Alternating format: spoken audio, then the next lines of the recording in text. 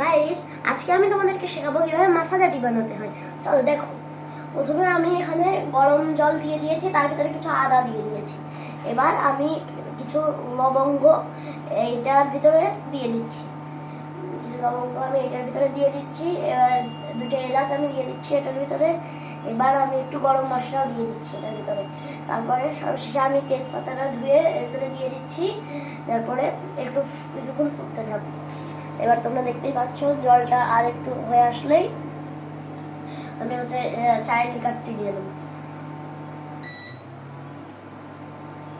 তোমরা দেখতেই পাচ্ছ যে জলটা খুবই উত্তপ্ত হয়ে রয়েছে।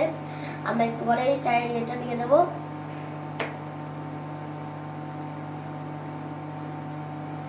এখন এখন হচ্ছে আমি চায়ের লিকারটা দিয়ে দিতে চলেছি। যেহেতু আমি জলটা দিয়ে অনেকক্ষণই ফুটিয়েছি এটা, সেজন্য আমি এখন দিয়ে দেবো। পরিমাণ মতো এই লিকারটি দিয়ে দিচ্ছি। আমি আমাদের পরিমাণ মতো 3 চামচ লিকার দিচ্ছি।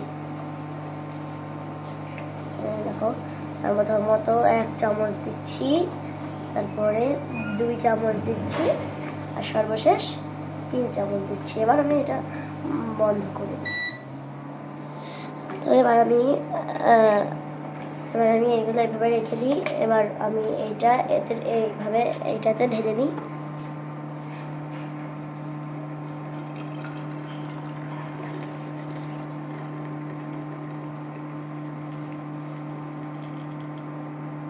গাইস, এবার আমি এটা ঢেলে ফেলেছি। এবার আমি এটা নিয়ে গ্লাসে ঢেলে ফেলবো সব পুরো চাটি।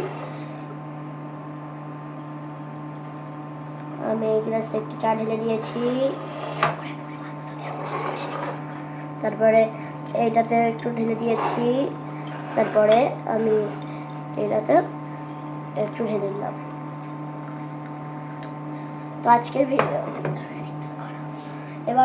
এবার একটু চিনি দিয়ে দিচ্ছি।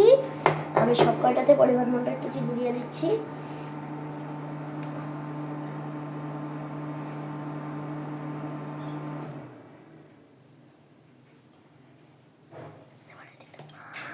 গাইস, আজকের ভিডিওটা কেমন লাগলো? আজকের ভিডিওটা ভালো লাগলে চ্যানেলটিকে একটু সাবস্ক্রাইব করে ভিডিওটাই লাইক দিয়ে দিও।